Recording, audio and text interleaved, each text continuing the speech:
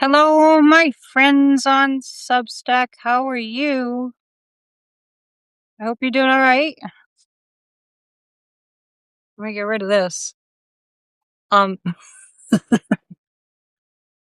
I can't get rid of this little window that's asking me to write a message. There we go. How are you doing? It's February 15th. It's the middle of the month, a little past the middle of the month, and I thought I'd just pop on and earlier today I thought, yeah, I've done videos every day. I'll take a break, and then I was like, I don't know. I think we need to get together. I took a nice long walk. It had been a while. I'm a daily walker, but we got into this like sub-zero wind chill kind of thing, and I kind of got out of my routine. But I do recognize that I need that. I need to air my brain out, right? Kathy's saying we always need it, meaning getting together. So I'm able to recommit to my practice of daily walking because it's not so unreasonably cold now. Just bundle up. So so here's how my thought process went. You can't take a day off when you're a spiritual warrior. And what I mean by that is that, just being committed to fellow human beings. You know what I mean? Just being committed to us getting together. And I was reflecting on how this sentiment, let me just throw this out, see what you think about this.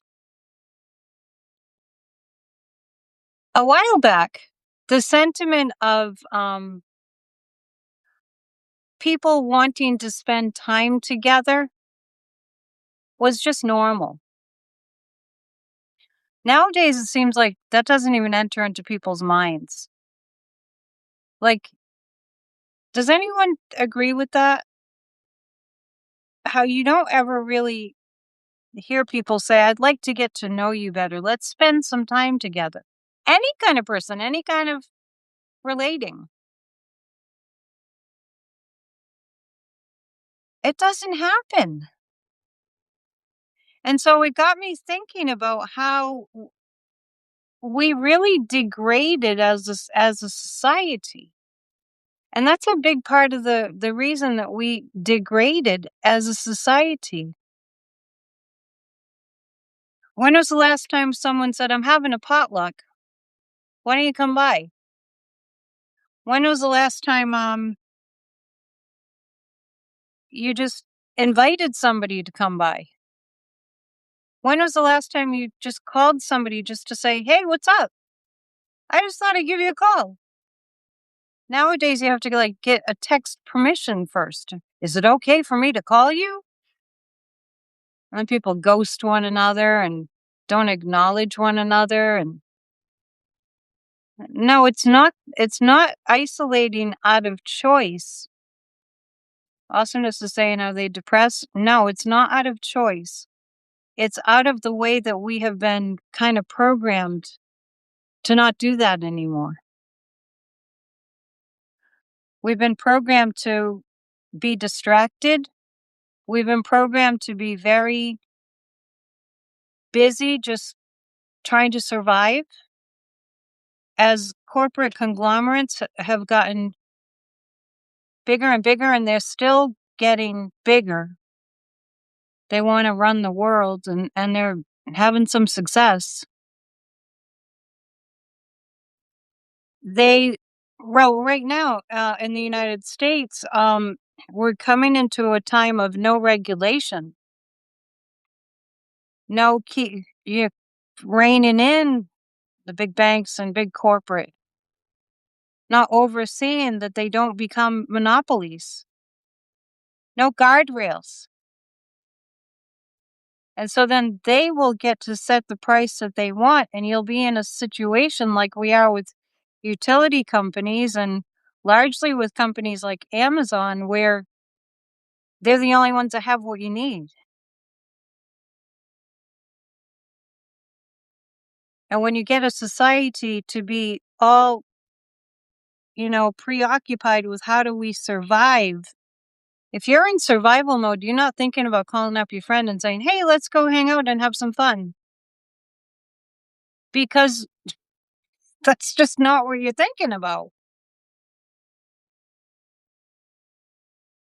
So we have these virtual communities. We can build these virtual communities. That's what we do here. But, a big but, I'm on ResistBot, and that's how you can just sign petitions. Maybe you guys have heard of it. ResistBot, you can sign petitions through a text message. So I get this one yesterday, and I'm like, what, did I read this right? And it says this: Congress must stop DHS and social media companies from unmasking ICE critics.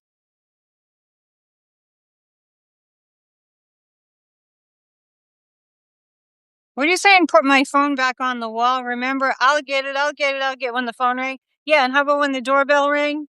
In the old days, people would be... Sebastian Maniscalco, I think that's how you say his last name, has a really funny skit about that.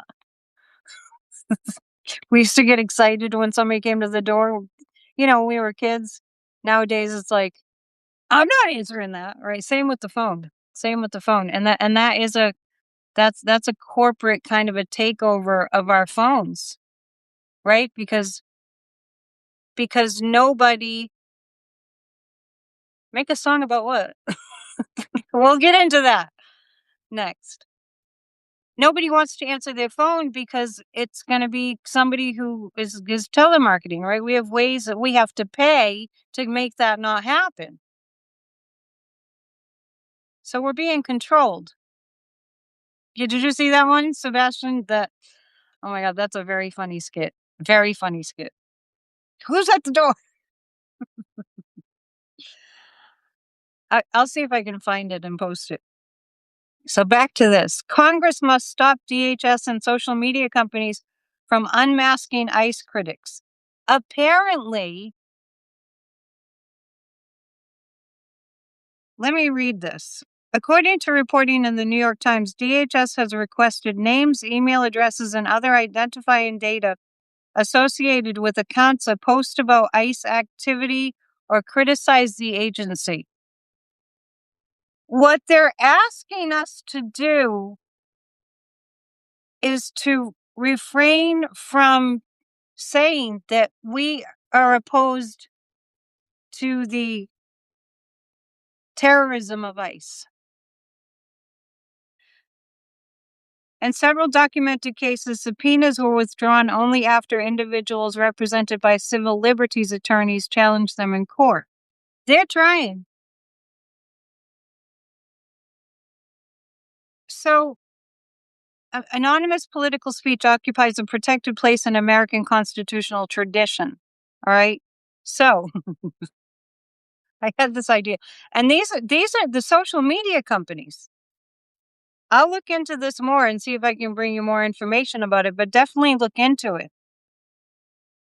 We're not supposed to criticize ICE or DHS.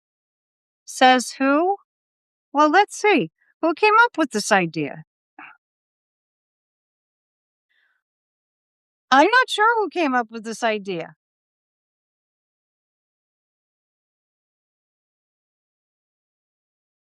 The fascists need for us to not say anything bad about the bad things that they're doing. I know, eyeball roll, right? If we disapprove, we're not supposed to say that we disapprove. So I had this funny idea. Did you hear about this? Crazy. We have to keep an eye on what's going on. Keep our ear to the ground. Feel the rumbling. So I thought, well, maybe I'll make a little short video clip and post it on YouTube of myself praising ICE and DHS. Is that what they want? Will I get more views that way? Will they take their, their shadow ban off of my YouTube channel if I do that? How about if I make a video and I say, ICE, I love what they do to people. Yes, ICE. Yeah, that's it. Go get him. Go get those immigrants. Yeah, go scare the crap out of those children. Oh yeah, ICE is doing a good thing. DHS is the best ever. I'm so glad we have DHS really cracking down. I'm so glad that they have, what is it, $75 billion, something crazy. Oh yeah, let's use it for ICE, and let's use it for domestic terrorist tax tactics of ICE and DHS, because that's great. Maybe I'll make a video like that and I'll cut my fingers like crossed behind my back or something. Is that what they want? Is that what this corporate America wants? If they continue like this, well, first of all, they're going to generate a lot of resistance. If they got their way, this would be a very, very ugly world, and that's not the way that the world is going. You think they'll like it? Should I do that? Should I make a video, just a little short video? Post it? Facebook would love it. Post how much I just love to hate. I'm not sure I could put on that act. Most of us couldn't. But we do notice that the more heinous you are, the more put on a pedestal you are by this regime. If you've committed crimes, they love that. If you bow down to dictators and fascists and you're a white supremacist, they'll give you a position in their cabinet. If you lie and you bully and you're horrible to your fellow human beings and you belittle them, they will celebrate you. If you really show your evil, if you wear your evil on your sleeve, you're going to be one of the higher paid positions. They're going to put you right in there. If you want people to be in concentration camps, yeah, work for them. They love it. I've been talking about evil. We have to understand evil. Yeah, it's demonic. And then you have these corporate conglomerates who, I don't know where they think their money comes from, because doesn't it come from the people? And don't the people need to be earning money in order to spend money on their services? Amazon, and YouTube, and Paramount Plus. I was watching a video of Seth Meyers and Stephen Colbert talking. Seth Meyers had him on his show, talking about the Colbert, his last show will be on May 21st. Why? Because the fascists can't handle it. Because Paramount Plus, there's some kind of a merger, and Stephen Colbert, he makes us laugh. He makes things fun and light. So here's the other thing. This regime under Trump hates culture. So when I think about what's happened to the music industry, because this is a corporate takeover kind of thing too. I saw it. I used to live in Nashville. I saw it. I think there's a boat going out behind me, fishing boat. Looks like the angel is growing a halo. I think about what happened to the music industry. And this incremental thing, I just want to point it out as I see the signs of it. This incremental creep away from, it started a long time ago when it comes to the music industry, away from anything that was really truly art and towards what was cookie cutter. I saw this happen in Nashville, to the point that right around 2008, I had moved back to Massachusetts by then in 2002. But around 2008, I'd go back and forth and visit, and I'd meet people that were in the industry, and I'd say, "Oh, I'm so sorry that you've lost your career." Our society is set up that artists don't get appreciated. People that create art aren't paid adequately. And when you look at something like Trump putting his name on the Kennedy Center. Maybe we think that that was just him being stupid and thinking that he's more popular than he is. There's more to it than that, from my perspective. If you don't give people an opportunity to come together, like if you think about the most joyful, you can probably think of the best concert you've ever been to. I bet there's several. If you think about how it felt, or if you look at like some old footage of, say, maybe Live Aid, that infamous performance by Freddie Mercury and Queen and the rest of them. You look at that, you see millions of people coming together. And there's such an uplift energy. There's such an inspiring energy. It can stay with you for days. That means evil doesn't get a grip because we're all united with one good feeling, right? So when he took over the Kennedy Center and booted out the staff and just filled it with his loyalists who don't know anything about music, just like the music business got filled with people that didn't know anything about music, but they just wanted a cookie cutter artist that would do what they thought was right and, put them in skimpy dresses and all that, right? Sex sells. So when it came to the Kennedy Center, what actually happened was he was able to destroy the Kennedy Center. And I think that was the objective. I think he needed to destroy the Kennedy Center because any place where they can have inspiration destroyed, that's a win for the evil side.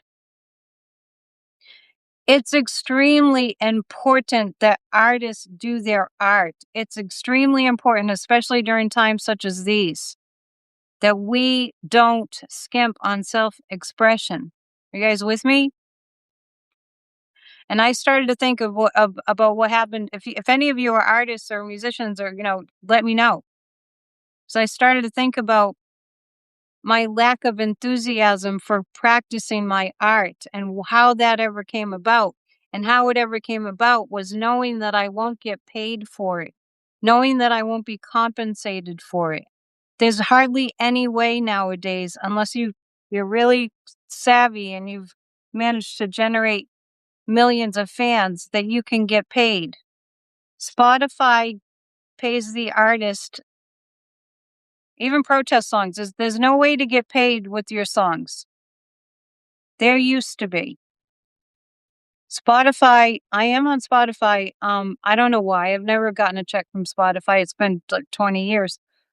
You make like something like 0.08 cents per song sold if somebody wants to download your song. There's no motivation.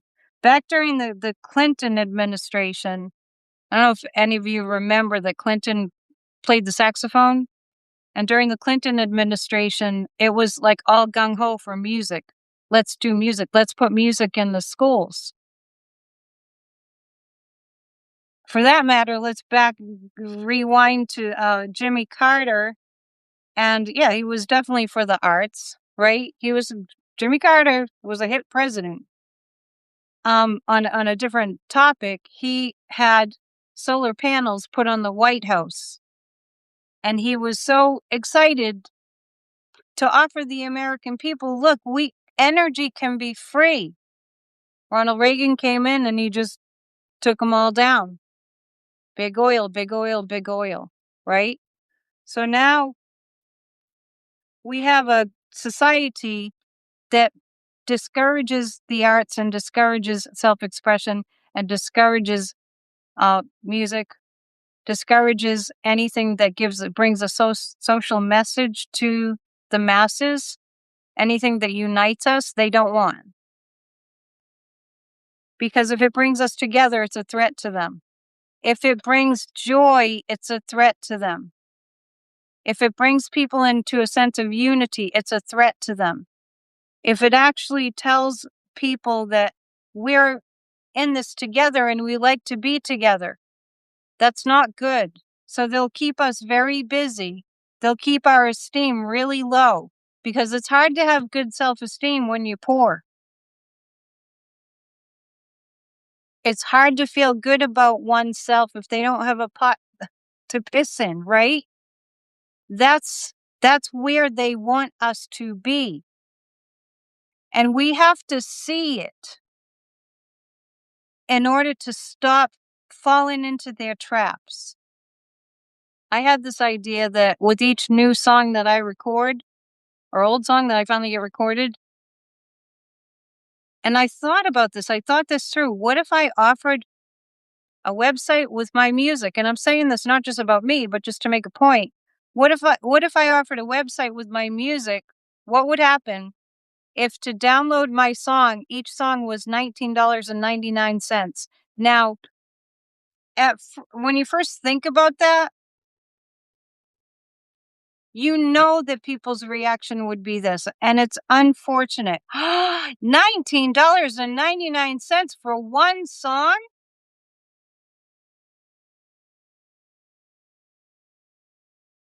How many people would have that reaction?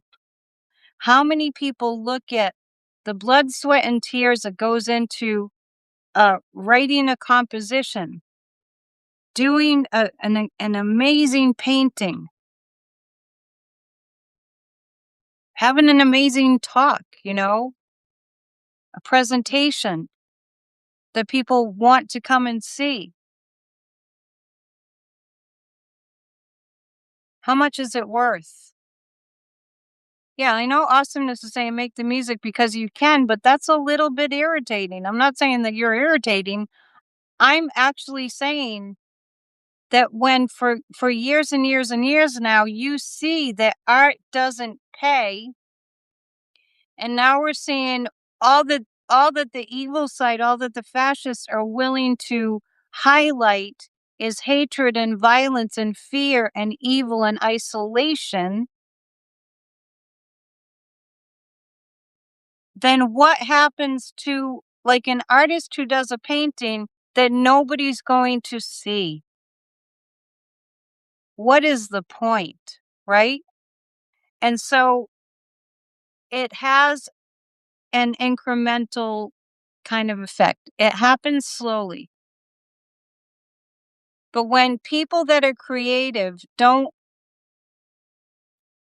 know where their art is going to be received or whether it will be worth creating it, because the purpose of art or whatever, writing articles or sharing your thoughts is self-expression,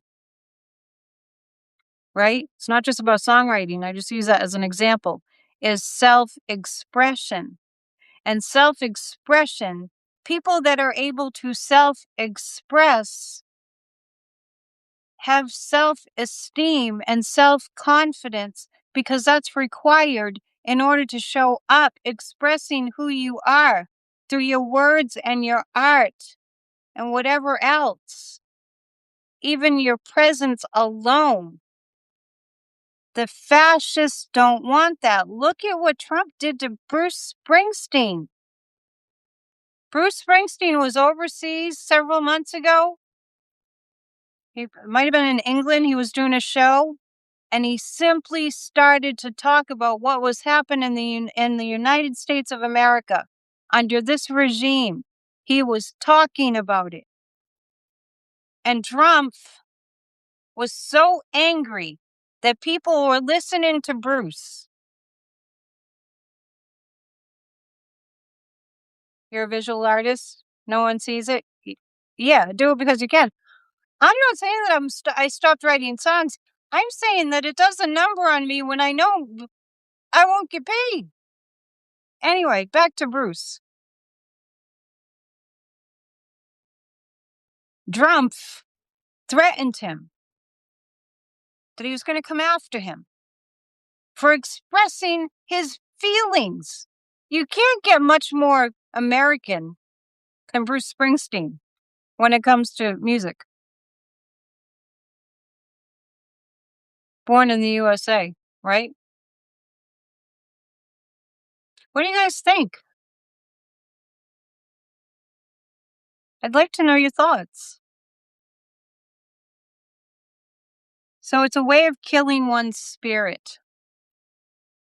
And what we're going to see, like in all troubled times throughout human history,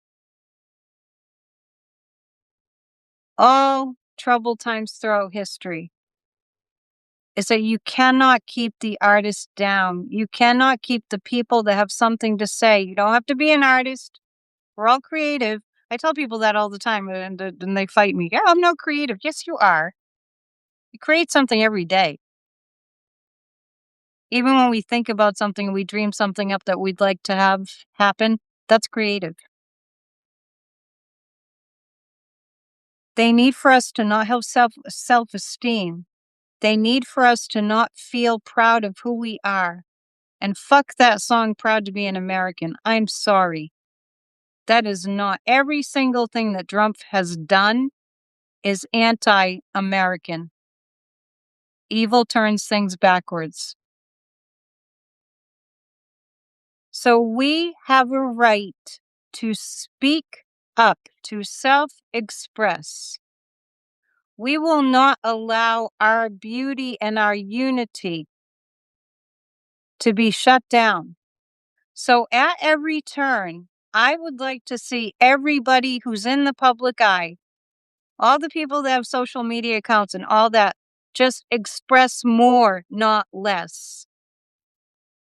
Express more, not less.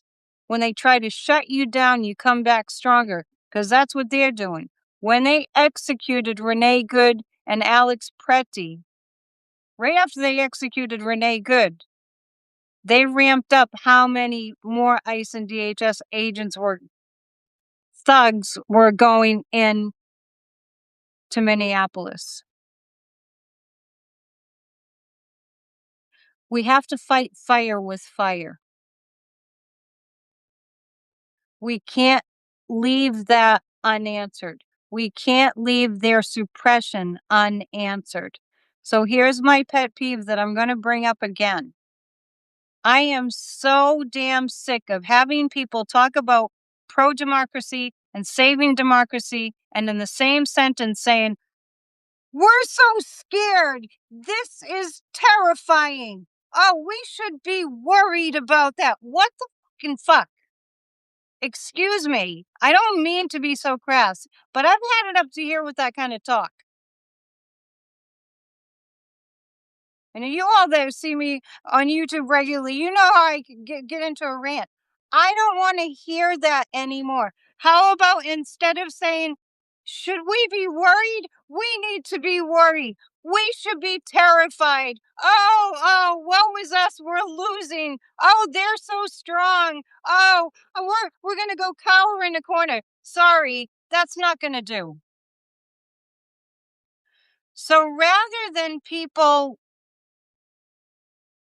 being led, this is really irresponsible. For those that have huge pro-democracy, I think they're pro-democracy channels. This is so irresponsible. It's so terrible. Don't we think it would be better if they said, we should be courageous? Should we be courageous here? This calls for bravery. This calls for us to show them who we are. This calls for us to have the spirit of the revolutionaries and the founding fathers. I want you all to call them out when they say that stupid word. Worried, scared, because I don't know about all of you. But whenever someone said to me, you should be scared, that never felt empowering. Then you have to kind of push against that. They said I should feel scared. Well, maybe, am I doing something wrong? I should be terrified. That is not going to save our democracy. I don't think George Washington said that to his troops. Oh, we're going into this battle now. We should be really scared. or Lincoln? Oh, that Civil War, that's gonna be tough. Union, you will probably lose because those Confederates, they're real scary. What are we doing? What are we doing? I mean, if nothing else, what we're going through is a huge wake-up call. Huge. They got as far as they did. You think it's funny? It kind of is. It's pathetic. We had it easy. We did not have to practice being courageous. We didn't have to practice speaking up. And all the while, these nefarious, insatiably greedy, corrupt, white supremacists, big corporate conglomerates for whom there's not an amount of money that's enough. They got in and they corrupted everything. Look at our Supreme Court. Look at what happened. Yeah, awesomeness is talking about being courageous, leaving a relationship. Look at what happened to our Supreme Court. I'm sorry, Clarence Thomas, Alito, and Roberts are the bottom that's scraping the bottom of the barrel. Why aren't we screaming? We have to be loud and proud in this moment because the alternative to being loud and proud is not what we want by any way, manner, shape, or form. Why does the United States of America currently have, I don't know what the number is, I think it's around 72 billion. When you reach 1 billion, it's just like the amount barely matters, right? For ICE and DHS to do their domestic terrorism, to assault and attack the American people and absolutely ruin communities. Like we heard Tim Walz the other day saying he's demanding actually that the federal government fix what they broke. They're trying to steal everything from us. They have stolen almost everything from us. They lulled us into this like comatose state. And it's up to us deciding that we would like to spend time with one another. That's going to make the difference. So any kind of pro-democracy person that you follow that's hosting a Zoom meeting, there are many. I know Glenn Kirshner has them. Midas Touch, I think, has them. I don't know if they're still doing them. But any pro-democracy organization that doesn't talk about how scary everything is, if they're having a get-together, then join.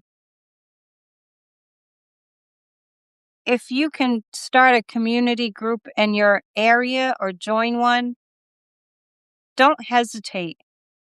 Because if this fascism gets any further, we're going to really regret what we didn't do when we could.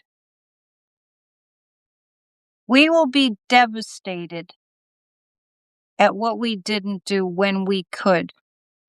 This country was founded on freedom of speech. That means if we don't like what's going on, we throw the tea overboard. We say no and we do whatever we need to do to stop the tyranny. We don't freaking back down. That is unacceptable and it's unhealthy. For the collective, it's unhealthy. I mean, in my work, I really do my best with my life coaching to get people to be real with themselves, to stop making excuses for the abusers, to break this hypnotic state that people can get into when they're only listening to the fascists. There are way more good people than evil people, exponentially more. But the loudest voice in the room is going to be the one that is heard. That's why they're trying to shut us down. That's why they're trying to, on social media, not let us say anything about ICE or DHS. They know that they're not worthy of any praise. And remember, Mr. Kirk, who tragically, horrifically was assassinated, we weren't allowed to say his name. We weren't allowed to talk about him. If we were Democrats, we weren't allowed to say anything about Charlie Kirk. They actually were trying to make some kind of a law about it. And there was a federal edict that went out that every American flag in this nation, it still makes me shudder to think about how angry that made me. A ritual that's reserved for true American heroes, military that we've lost in battle, really extenuating circumstances. And there was a federal edict that we couldn't talk about Kirk's position on things. We always talk about people after they pass away. We talk about what their lives were about. Oh, we weren't allowed to do that. And you all know that follow me on YouTube, even in my hometown here. I saw the flag at half-mast and I took a walk up to the mayor's office. Oh, well, it's federally mandated. No. This has nothing to do with Charlie Kirk. It has to do with what's the protocol. That's not the protocol. He wasn't in the military. We have flags at half-mast. We did the last time for Jimmy Carter when he passed, and the flag was supposed to be at half-mast for an entire month. I had to call City Hall. Why is the flag not at half-mast for the entire month? Why did you put it back up the pole? We have to get loud. We have to catch them at every turn. And mostly, when we do catch what's going on, we have to go very, very, very public with it. We will not let them steal our country any more than they already have. Alexei Navalny is behind me. That's his book. I'm reminded that tomorrow is the second year anniversary of his being murdered by Putin. At the security meetings that they're having in Munich, I don't know if they're still going on, there were 5 countries that concluded through their investigations that he was murdered by a toxic chemical it's like the chemical that a dart frog has. I think it's a South American tree frog. I had my own sense about what happened there, but I never, ever, ever for 1 second believed that Alexei Navalny died of natural causes. That's the kind of evil we're up against. Yeah, that's the kind of evil that we're up against. That Putin is so threatened by any truth teller that that's the way that he'll go. I think he should be called Saint Alexei Navalny because he stood up for shutting down corruption. He wasn't in a country like America that has the First Amendment in our Constitution. It was way harder for him than it is for us. And that's why I have that book there. I want to remind us all that the kind of energy that we're dealing with is from the Kremlin. Don't be fooled. Don't be a coward. there's more awful truths to come. We'll hang on to each other during these times. I notice my own sense is that I'm pretty done, and I go through phases of this, of hearing Trump's voice or Noam's voice or Homan or Cash Patel or like all of them. How can we stand to listen to this filth of lies? So let's put our focus, let's do our work, and then let's put our focus on the good people, and let's unite. Let's stop avoiding our fellow brothers and sisters. Because you know what? As soon as you say to somebody that you really would like to spend some time getting to know better, the minute you say that to them, they're gonna be like, they're gonna cower. They're gonna be like, I don't know, I think I'm busy, right? That's going to be knee-jerk response. But don't let that continue, because if you let that continue, if you meet a like-minded person and you'd really like to sit down and have a cup of coffee and talk to them about what they know, what you know, how you feel about things, they might be hesitant at first. Or maybe if somebody approaches you, you might be hesitant at first. But we need to break that down. We need to bust that wall down, because us versus them is not the consciousness that will save us. Maybe try it. Maybe give it a shot. Maybe say, I'd like to get to know you better. I mean, this is why so many people are single. We just had Valentine's Day. Hey, would you like to spend some time with me? I have some time. When was the last time you heard that from somebody? I have some time. Don't be afraid to have time, because we're reaching for our phones instead of saying to a human being, hey, you know what? I'd like to spend some time with you and get to know you better. I think we could be really good friends. Awesomeness is saying, you're in Canada, you said. I do know that. I remember that. You're told to calm down. You don't want to calm down. My dad, who's on the other side right now, would always say that. And I would he knew who I was, and we would just laugh about it. Express yourself. It's just somebody's opinion if they're telling you to calm down. And honestly, what they're really saying is, you're making me uncomfortable because I know I should speak up too. That's what that is. Don't be fooled. They might not know that's what's going on, but that's definitely what's going on. You're making them uncomfortable because they know that they need to speak up and they're afraid to. So maybe lead the way. Maybe take them by the hand and say, come on, you can come to a city hall meeting too. Or whatever it might be. Oh my goodness, I've said too much. So I don't want to make these too long. Thank you for showing up last minute. You're handing out flyers. Good. Do what you can.